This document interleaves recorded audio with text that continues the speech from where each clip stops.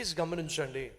దయ్యం పట్టినటువంటి ఒక అమ్మాయిని చూసి పౌలు శీల ఆ దయ్యం నుండి ఆ అమ్మాయి జీవితాన్ని కాపాడితే, విడిపిస్తే సంతోషించాలి కదండి సొసైటీ, ఆనందించాలి కదండి అందరూ. కానీ ఏం చేశారో తెలుసా?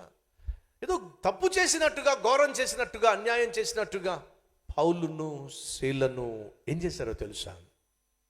22వ వచనము చదువుతున్నాను.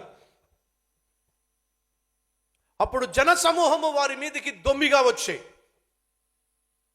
న్యాయాధిపతులను వారి వస్త్రములను లాగివేసి వారిని బెత్తములతో కొట్టవలనని ఆజ్ఞాపించిరి. వారు చాలా దెబ్బలు కొట్టి వారిని చెరసాలలో వేసి 3 పనులు చేశారు. 1, వారి బట్టలు ఊడదీసేశారు, అవమానం. వారిని బెత్తములతో కొట్టారు, అన్యాయం.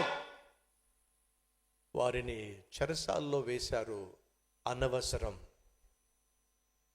3 విషయాలు ఇక్కడ మనం ప్రస్తావన తీసుకొస్తున్నాను. మొదటిగా, సువార్త ప్రకటిస్తున్న ఈ అద్భుతమైన సేవకులను వస్త్రహీనులను చేశారటండి. అర్ధనగ్నంగా వాళ్ళు నడిపించారటండి. అవమానం కాదు. సహోదరి సహోదరుడు, దయచేసి విను. ఈ లోకంలో నువ్వు ప్రభు కొరకు జీవించాలి అని ఆశపడుతున్నట్లయితే, ప్రభు బిడ్డగా జీవించాలి, ప్రభు సాక్షిగా జీవించాలి అని నువ్వు కోరుకుంటున్నట్లయితే దయచేసి విను. నువ్వు అవమానపరచబడతావు. ఉద్యోగం చేసే చోట అవమానపరచబడతావు. నీ భర్త నిన్ను అవమానించవచ్చు, నీ భార్య నిన్ను అవమానించవచ్చు, నిన్ను కన్న తల్లి తండ్రి నిన్ను అవమానించవచ్చు, నీ తోబుట్టువులు నిన్ను అవమానించవచ్చు, హీనపరచవచ్చు. యేసుక్రీస్తును అవమానించారండి. నడి బజార్లో అవమానించారండి, అర్ధనగ్నంగా నడిపించారండి.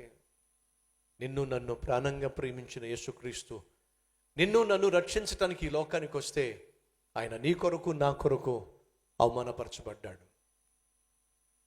సాక్షాత్తు దేవుడే నీ కొరకు నా కొరకు, నీలాంటి నాలాంటి పాపిష్టి వాడి కోసం ఆయన అవమానపరచబడితే, ఆయనను విశ్వసిస్తున్న మనము కొన్ని సందర్భాల్లో అవమానం గుండా వెళ్లాల్సి వస్తుంది. ఎందుకు ప్రభు నాకు ఈ అవమానం? ఎందుకు ప్రభు నా మీద ఇన్న నిందలు? నేనే ఎందుకు భరించాలి ప్రభువా అని దయచేసి నీ నోట్లోంచి ప్రశ్న రానివ్వద్దు. ఎందుకని? ప్రభువు నడి బజార్లో, యెరూషలేము వీధుల్లో ఆయన తన్నారండి, చంపల మీద కొట్టారండి. ఆ సైనికులు గడ్డం పట్టుకుని పెరిగారండి, ముఖం మీద ఉమ్మి వేశారండి. నడి బజార్లో నలుగురిలో నవ్వులు పాలు చేశారండి. ఆ రోజు యేసయ్య ఈ ప్రశ్న వేశాడా?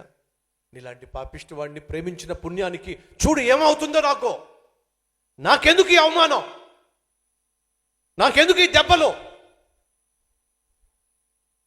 నాకెందుకు ఈ కష్టాలు అని ప్రభు నిన్ను చూసి అన్నాడా? అనలేదే. మరి భరించాడు. ఎందుకు భరించాడు తెలుసా?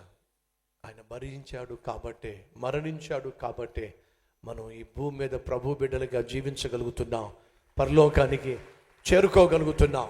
ఈరోజు మన మధ్య ఎవరైనా ప్రభువు నమ్ముకున్నందుకు అవమానం గుండా వెళుతున్నా, ప్రభువు నమ్ముకున్నందుకు అన్యాయానికి గురవుతున్నా, ప్రభువు నమ్ముకున్నందుకు అనవసరంగా నువ్వు కష్టాలు పాలవుతున్నా, దయచేసి దిగులు పడద్దు. దయచేసి నీ విశ్వాసంలో వీగిపోవద్దు. అంతకుముందే బాగుంది నా జీవితం, ప్రభువు నమ్ముకున్న తర్వాత ఏమిటి నాకు ఈ అవమానాలు? మన ఇంటికి చేపల వాళ్ళు ఎదురుగుండా వెళ్తూ ఉంటే, మీకు చేపలు బాగా ఇష్టం అని చెప్పి నేను కొన్ని చేపలు కొన్నానండి. ఆ చేపల్ని నేను చక్కగా కోస్తున్నప్పుడు ఒక చేప కడుపులో మీ ఉంగరం కనిపించిందండి. అదేమిటి మా ఆయన ఉంగరం చేప కడుపులో ఎలా కనిపించింది అని చెప్పి కామ్గా తీసుకెళ్ళిపోయి ఆ బీరువాలో పెట్టేశానండి. యేసును ద్వేషించిన, యేసు పేరట భార్యను అవమానించి అన్యాయంగా అనవసరంగా నిందించిన భర్త ఉన్న ఫలాన కుప్పగూలిపోయాడండి. 2 చేతులు జోడించాడండి.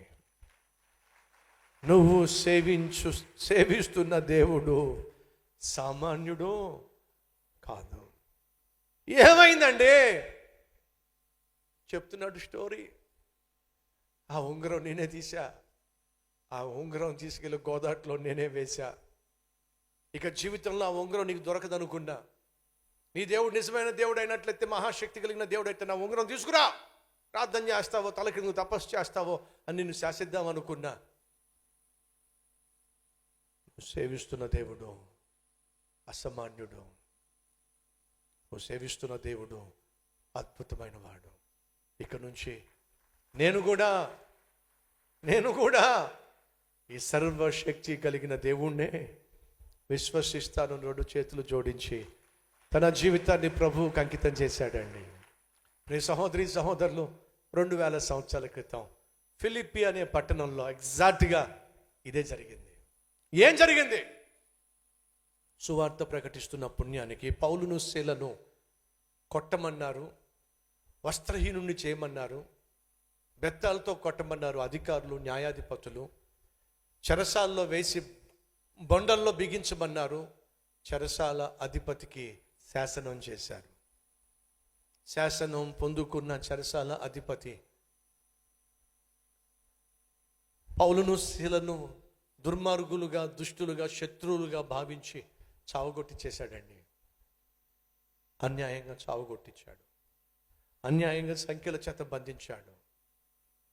అటువంటి అన్యాయం చేసిన, అన్యాయంగా కొట్టినటువంటి, దుర్మార్గంగా వ్యవహరించినటువంటి చెరసాల అధిపతి తను చంపుకోబోతున్నప్పుడు పౌలు అంటున్నాడు, ఆగో, నువ్వు ఏ హాని చేసుకోవద్దు. ఇక్కడున్న ఏ ఒక్కరూ పారిపోలేదు, కానీ ప్రభు వారి హృదయాల్లో మార్పునిచ్చాడు కాబట్టి వాళ్ళు మారిపోయారు. నువ్వు ఏ హాని చేసుకోవద్దు. నమ్మలేకపోయాడండి. చెరసాల్లో నుండి సాధారణంగా ఖైదీలు పారిపోవాలని ఆశిస్తారు, కానీ చెరసాల తలుపులు తెరుచుకున్నప్పుడు, చీకటిగా ఉన్నప్పుడు, పారిపోవడానికి అవకాశం దొరికినప్పుడు పారిపోకుండా చెరసాల్లో ఉన్న వాళ్ళు మారిపోవడం ఏమిటండి? అయ్యలారా,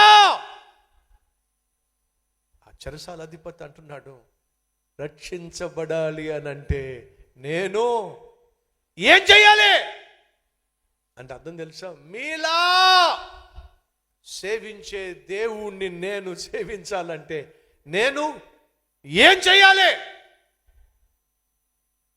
యేసుక్రీస్తునందు విశ్వాసము మాత్రము ఉంచుము, అప్పుడు నీవును నీ ఇంటి వారును రక్షింపబడతారు.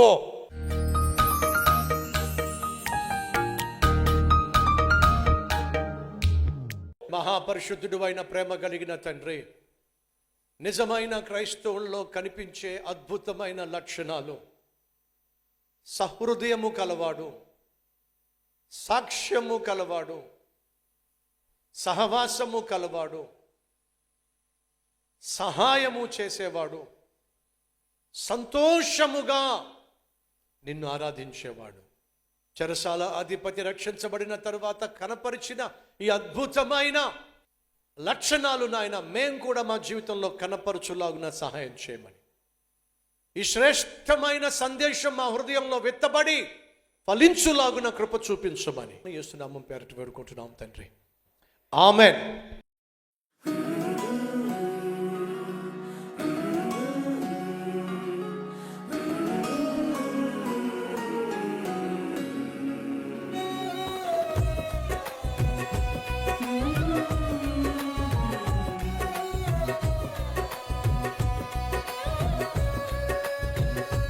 ఈ డైలీ డివోషన్ మీకు ఆశీర్వాదకరంగా ఉంటే 10 మందికి షేర్ చేయండి, లైక్ చేయండి, ఒక కామెంట్ పెట్టండి. దేవుడు మీకు తోడై ఉండును గాక. షలోమ్.